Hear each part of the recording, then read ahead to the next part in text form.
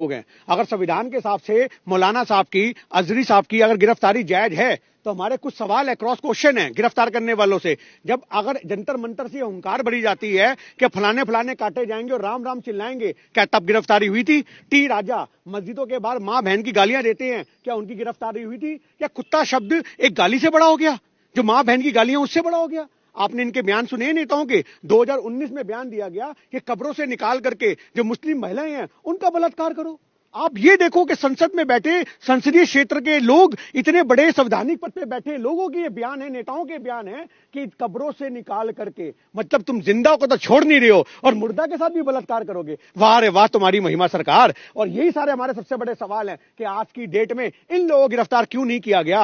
आप अजहरी साहब को गिरफ्तार अगर संविधान के सबसे जायज मानते हो तो हम संविधान का सम्मान करते हैं और हम कहते हैं, हम ये कहते हैं कि अगर उन्होंने ये कुत्ता शब्द बोला, कि उन्होंने बोला कि करबला का आखिरी मैदान अभी बाकी है, कुत्तों का वक्त है, हमारा दौर बाकी है। अब इसके अंदर उन्होंने ये जो अल्फाज बोले थे, ये बोले थे इजराइल और फिलिस्तीन में जो कलेश चल रहा है उस कलेश को लेकर के, और आपकी भारत से सरकार उनको गिरफ्तार कर लेती है, उन पे एफआईआर हो जाती है। तो हमारा कहने का मतलब सिंपल सा है कि अगर आपकी नजर में उनकी गिरफ्तारी जायज है तो उनकी गिरफ्तारी क्यों नहीं हुई? जो टी राजा जैसे लोग बयान देते हैं, जब संसद के अंदर भारत का, दिल्ली का एक इतना बड़ा सांसद बोलता है एक मुसलमान को कि ए आतंकवादी, ए भड़वे, ए कटवे, तब गिरफ्तारी नहीं होती, तब उनको नहीं निकाला जाता। और राहुल गांधी अडानी पे सवाल पूछ ले तो उसको बाहर निकाल देते हैं। ये हमारा सबसे बड़ा मुद्दा है कि आपने, दौर क्या आएगा? दौर थोड़ी आएगा। दौर आने का मतलब यहां पर ये है कि भैया हर किसी का वक्त आता है। आज तुम्हारी सरकार है, जिसकी लाठी उसकी भैंस चल रही है ना, तो कोई दिक्कत नहीं है। आज वक्त बदलेगा, तख्ता बदलेगा, सरकारें बदलेंगी। आज की डेट में अगर संविधान के हिसाब से देश नहीं चल रहा तो सवाल बनते हैं। अगर संविधान के हिसाब से अजहरी साहब की गिरफ्तारी जायज है तो जितने मैंने पॉइंट रखे हैं उनकी गिरफ्तारी क्यों नहीं हुई? महिलाओं का, मुस्लिम महिलाओं का बलात्कार करने की बात की जाती है, कोई गिरफ्तारी नहीं होती। उनको राम राम बोलेंगे, काटे जाएंगे, तब गिरफ्तारी नहीं होती। इतने बड़े बयान दे दिए तब गिरफ्तारी नहीं होती। संसद के अंदर बैठ करके एक सांसद को बोला जाता है ए आतंकी, ए मुसलमान, ए कटवे, आप समझो, तब गिरफ्तारी नहीं होती। कुत्तों का वक्त है, ये इससे क्या मतलब? कुत्तों का वक्त, भैया जिसके लिए भी कुत्ता बोला है वो अपने आप को कुत्ता क्यों समझ रहा है? आज एक बात छोटी सी समझिए ना, अगर बोला गया है कि कुत्तों का वक्त है या कुत्तों का जमाना है या कुत्तों का दौर है, तो आप, अगर आप कुत्ता नहीं हो और मैं कुत्ता कुत्ता चिल्लाऊं और आप अपने ऊपर ले लो तो ये आपकी कमी है। ना तो उन्होंने किसी धर्म का नाम लिया, ना तो उन्होंने किसी बंदे का नाम लिया, आपने उसको सांप्रदायिकता से जोड़ा ना। तो हमारा मुद्दा सिंपल सा है कि जब आप महिलाओं का बलात्कार करने की बात करते हो, फलानों को काटने की बात करते हो, इनके ठाकुर साहब बोलते हैं गोली मारो सालों को, तो इससे बड़ा बयान क्या होगा भड़काने वाला? क्या ये मुस्लिम लोगों को प्रवोक करने की बात नहीं है? और उसके बाद सुरेश चौरंकड़े जैसे लोग मुफ्ती साहब के चेहरे के ऊपर सूअर की शक्ल लगा लगा के एक प्रोग्राम चलाते हैं, तो क्या वो देश में भड़काने वाली बात नहीं है? तो ये भी कह रहे हैं कुत्ता हिंदुओं को कहा गया है। ये तो उनकी गलतफहमी है ना। यही तो मैं आपसे कह रहा हूं कि आज हमारे देश में सांप्रदायिकता की आग में अगर देश को कोई झोंक रहा है तो वो देश का गोदी मीडिया है, सुरेश चौरंकड़े जैसे लोग हैं। अब एक बात सोचिए, मुफ्ती साहब एक धर्मगुरु हैं, एक धर्मगुरु के चेहरे के ऊपर अगर आप सूअर की शक्ल लगाओगे तो आपको क्या लगता है कि देश के अंदर आप एक देश में नफरत का माहौल नहीं परोस रहे? मुफ्ती साहब का कुत्ता शब्द तो फिर भी लोगों ने, मुट्ठी भर लोगों ने सुना होगा, पर तुमने अपना लाखों हजारों करोड़ों लोगों को व्यूअरशिप है उसमें मुफ्ती साहब के चेहरे पर सूअर की शक्ल लगा करके मुसलमानों को प्रवोक करने का काम किया है। कब इसकी गिरफ्तारी होगी सुरेश चौरंकड़े की? हम ये मांग करते सरकार से, सुरेश चौरंकड़े जैसे लोगों की गिरफ्तारी हो, उनका गोदी मीडिया बंद होना चाहिए। आप ये क्यों नहीं देखते हो? आज हमारे देश में अगर मुफ्ती साहब की गिरफ्तारी, हम संविधान का सम्मान करते हैं, अगर उनकी गिरफ्तारी जायज है तो हम कहते हैं बिल्कुल सही, पर आप एक छोटी सी बात बता दो, उनकी गिरफ्तारी कब होगी? टी राजा जैसे लोगों की उनकी गिरफ्तारी कब होगी? जब मुस्लिम महिलाओं को कब्र से निकाल के बलात्कार करने की बात करते हैं, उनकी गिरफ्तारी कब होगी? जब बोलते हैं कि फलाने काटे जाएंगे, राम राम चिल्लाएंगे, उनकी गिरफ्तारी और उनको संसद से कब निकाला जाएगा? जो संसद के अंदर बैठ के बोलते हैं आतंकी, भड़वे, बुल्ले, कटवे, उनकी गिरफ्तारी कब होगी? ये हमारे सवाल है। मिश्रा का बयान आपने दिल्ली में ही सुना था, आप नारा, आपको स्लोगन याद होगा, तो ऐसे लोगों को भी तो छोड़ दिया जाता है, खुलेआम दिल्ली में नारा। मैं आपसे यही तो कहना चाह रहा हूं ना, आज धर्म विशेष को टारगेट करने के लिए आप ये रणनीतियां अपनाओगे तो आपसे सवाल खड़े होंगे। आप अगर देश में एक संविधान के हिसाब से देश चलाओगे तो फिर आप हिंदू और मुसलमान मत देखो। आपको किसी के बयान से अगर आपत्ति है तो आप उसको भैया दर्ज करो मुकदमा और उसको हवालात में डालो, पर आप धर्म विशेष के लिए छूट दे दो।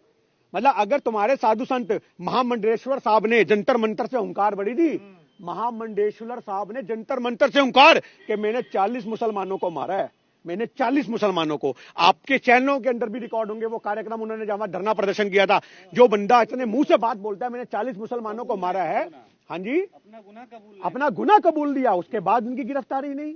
अरे तो आप ये चीज देखो ना, आप एक धर्म विशेष को छूट दे रहे हो कि जो भगवा पहन लेगा यानी कि उसको ये सब बयान देने का, मुसलमानों को टारगेट करने का राइट मिल जाएगा। ये हमारे लिए सबसे बड़ा मुद्दा है। लेकिन मुफ्ती साहब ये कह रहे थे ना कि संविधान से देश चलेगा ना, दौर का क्या वक्त होता, दौर थोड़ी आएगा। मैं आपसे एक ही, मैं एक छोटी सी बात, हाँ वो दौर आएगा, वो एक जुमला है, वो दौर आएगा। यानी कि आपने सुनी नहीं वो कहावत। फिर आप कहावत लिखने वालों को कौन सा दौर लाना चाहते हैं? कुछ वो तो आप मुफ्ती साहब आपको बता ही रहे हैं कि हम दौर लाना चाहते हैं जिसमें संविधान के हिसाब से देश चलेगा, हम दौर लाना चाहते हैं जिसमें भाईचारे की बात होगी, हम दौर लाना चाहते हैं जिसमें अमन होगा देश के अंदर, हम दौर लाना चाहते हैं देश में शांति होगी, हम वो दौर लाना चाहते हैं कि किसी को जय श्री राम बोल के मारा नहीं जाएगा, हम वो दौर लाना चाहते हैं जिसमें भाईचारे का गंगा जमुना जो तहजीब है उसका फूल दोबारा चमन में खिलेगा और देश में भाईचारा होगा और तिरंगे के सम्मान में सभी हिंदू मुसलमान एक तिरंगे के नीचे खड़े होंगे। हम दौर की बात कर रहे हैं मुफ्ती साहब। लेकिन कहीं चुनाव से पहले जिस तरह की ये गिरफ्तारी हुई तो कहीं चुनावी स्टंट तो नहीं लिया है सरकार ने या लोगों ने? देखिए, अगर चुनावी स्टंट की बात करो, चुनावी स्टंट तो आपको बहुत सारे देखने को मिल ही रहे हैं। आपने अभी देखा कश्मीर के अंदर एक सिख भाई को गोली मार दी गई, आपने देखा। और आप एक छोटी सी बात देखो, 2 दिन पहले एक तस्वीर आती है कि एक मुसलमान जो है वो नमाज पढ़ रहा है और सिख भाई छतरी पकड़ के खड़ा उसको ओलों से बचा रहा है, और वो भाईचारे की तस्वीर पाकिस्तान तक जाती है, अफगानिस्तान तक जाती है, सारी मुस्लिम कंट्रियों में वो तस्वीर वायरल होती है। और शायद वो भाईचारा किसी को खला नहीं और पाकिस्तान के आतंकी एक सिख भाई को मार करके ये पैगाम देते हैं कि जिनके सर पे तुम छतरी रख रहे थे उन्होंने तुम्हारा कत्ल कर दिया। आप ये चीज को देखो कि ये भाईचारे की आग को कौन खत्म करना चाह रहा है। आज आप कहते हो 370 हमने हटा दी, अरे अगर 370 हटा दी तो कैसे हमारे सिख अमृतपाल को मार दिया गया? अमृतसर के रहने वाले अमृतपाल को सरेआम गोली मार दी जाती है कश्मीर के अंदर। कहां है तुम्हारी 370 हटने का प्रावधान? तुम तो कहते हो लाल चौक पे अब कोई आतंकी नजर नहीं आता, तुम तो कहते हो हमने आतंकवाद की जड़ें पूड दी, तुम तो कहते हो हमने तो आतंकवाद की जड़ें पूड के आतंकवादियों को डरा दिया, आतंकवादी तो मोदी का नाम सुन के मुंह देते हैं। तुम तो ये कहते हो आतंकवादी मुंह नहीं, वो तो ठोक रहे हैं। अरे आपके बस की अगर सरकार चलानी नहीं है ना, आप हमारे लिए बॉर्डर खोल दो, हम अपने आप पाकिस्तानी फौज से निपट लेंगे, हम अपने आप आतंकवाद से निपट लेंगे। जैसे लोग जो भड़काएंगे एक कौम को, तो लोग तो भड़केंगे ही। आज भड़केंगे तो गोलियां मारने वाली बात आतंकवाद की, तुम्हारी प्रावधान की जो हटाने की बातें दी उसकी सुरक्षा कहां है? सारी बात छोड़ो, अगर आप प्रवोक करने की बात करते हो, अगर गोली चला दी गई है तो आप उसको कैसे वो करोगे, कैसे सुरक्षा दोगे लोगों को? आप तो कहते थे कि देश को सुरक्षित हाथों में है, आप तो कहते थे 370 हटने पे आतंकवाद खत्म हो जाएगा, आप तो कहते थे कश्मीर के अंदर अब कोई दंगा नहीं है। अगर आप इतनी सारी बातें कहते थे तो फिर भी खुलेआम गोलियां क्यों चल रही हैं? और हमें समझ में नहीं आता, जब भी इलेक्शन की तारीखें डिक्लेयर होती हैं उससे पहले ही कश्मीर के पाकिस्तान के आतंकी हमारे देश में कैसे घुस जाते हैं। सबसे बड़ा सवाल आप देखो ना, वो आतंकवादी कहां का है? पाकिस्तान का, जिसने हमारे सिख भाई को मारा है। तो पाकिस्तान से वो यहां कैसे आया? उसे कौन पनाह दे रहा है?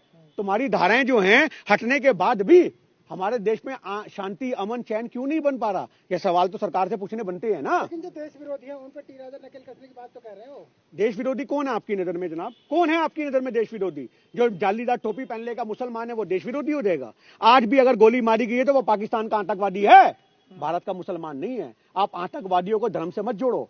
आपकी सबसे बड़ी कमी है पत्रकारों की कि आप क्या करते हो कि जो भी पाकिस्तान का आतंकवादी है उस पाकिस्तान के आतंकवादी को भारत के मुसलमानों से जोड़ करके दिखाते हो। आप मुझे बता दो, भारत में 30 करोड़ के आसपास आबादी है, एक आतंकी पूरे कश्मीर को ढिला देता है। अगर 30 करोड़ लोग आतंकी होते तो सोचो हिंदुस्तान का क्या हाल होता। जो भाईचारे से रहने वाले लोग हैं तुम उनको जबरदस्ती आतंकी का टैग लगाते हो। भारतीयों को कह रहे हैं ना जो भारत के दुश्मन रहते हैं। भारत के दुश्मन है तो आज सरकार क्या कर रही है? क्या कर रही है सरकार 10 साल से? जो भारत के दुश्मन है उनको क्यों नहीं गिरफ्तार किया गया? आप भारत के दुश्मन किनको कह रहे हो? मैं आपसे वही सवाल बार बार कर रहा हूं। जो मूछे मुंडा करके दाढ़ियां रखते हैं वो नजर में आपकी भारत के मुसलमान हैं, वो आपकी देश में की दंगाई हैं, वो आपकी देश में नफरत फैलाते हैं। 26 तारीख को किसी के घर पे तिरंगे नहीं लहरा रहे थे। एक मुसलमान भाई को हमने देखा था जो एक इमारत पे चढ़ रहा था मस्जिद की, और वो कम से कम ना करते 50 फुट ऊंची लोहे की ग्रिल पे चढ़ करके उसने वहां पे तिरंगा लहराया था। तो आज आप ये चीज देखो, जिनके खून के अंदर अगर भाईचारा है, जिनके खून के अंदर कुछ मुट्ठी भर लोग हर कौम में गलत होते हैं, पर वो मुट्ठी भर लोग पूरी कौम का चेहरा नहीं होते। ये बात आपको समझनी पड़ेगी। लेकिन अगर जिस तरह से मुफ्ती या मौलाना इन लोगों को डराया जा रहा है एक छोटे बयान पर, कुत्तों वाली बात पर, लेकिन जिस तरह से साधु संत, कुछ साधु संत, हम सब की बात नहीं करेंगे, बयान देते, तो क्या मुसलमानों को गिरफ्तार कर मौलानाओं को ये डराने की कोशिश है भारतीय मुसलमान? ये तो आप ये सोचो, इतने बड़े मुफ्ती को गिरफ्तार कर लिया गया तो आम मुसलमान का क्या हाल होगा? आम मुसलमान कैसे आते हैं आपको पता है? अगर सोशल मीडिया पे अगर कोई जज्बाती होकर के उल्टा फुल्टा बयान देता है तो वो ऐसे आ रहा होता है घर वापसी, ऐसे करके उसकी टांगों पे, लातों पे, हाथों पे यूपी पुलिस का प्रसाद मिलता है उसको उठा लिया जाता है। आम मुसलमानों की तो आप बात ही मत करो। एक आम नागरिक भारत का कोई भी हो, उसको तो ये राइट ही नहीं है वो सरकार से सवाल कर सके। आज बड़े बड़े अगर मुफ्ती या ओवैसी साहब जैसे या बाकी और जो लीडर हैं, राहुल गांधी जैसे जो इतने बड़े बड़े नेता अगर सवाल करते हैं, उनको नहीं बख्श रहे। आप ये देखो राहुल गांधी साहब की आपने देखा क्या हालत करी। अभी एक छोड़ो बात को, असम के अंदर यार यात्रा कर रहा एक राष्ट्रीय नेता, इतना बड़ा नेता, उसकी बस रोकने के लिए वहां पे लोग आ जाते हैं। कैसे आ गए? आप सुरक्षा नहीं दे पाए।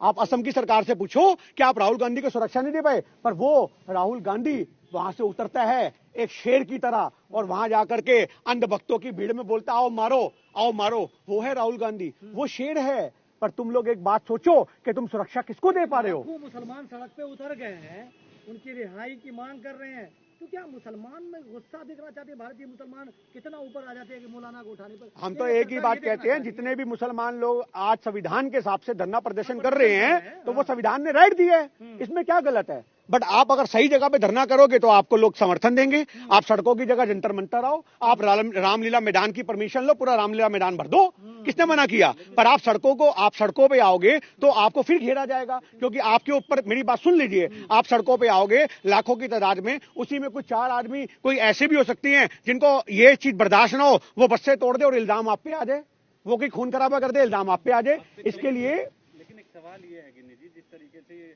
मुफ्ती साहब वाला मामला चर्चा में आया, वहीं मीडिया ने उन्हें जहरीला बयान और जहरीला मौलाना करके संबोधित किया, तो ये भी तो कहीं ना कहीं एक तरह से जहरीला या जब तक हमारा संविधान कहता है कि जब तक किसी आदमी का जुर्म साबित ना हो जाए, आप संविधान की तरफ से उसे मुजरिम भी नहीं कह सकते, उसे मुजरिम कहना भी गलत होगा। और आपने तो मुफ्ती साहब की गिरफ्तारी पे ही, खाली एक FIR पे ही अपना आप कोर्ट का फैसला सुना दिया। अगर सारे फैसले थाने में होने हैं, सारे फैसले मीडिया में होने हैं, तो आप बंद कर दो फिर कोर्ट कचहरी को।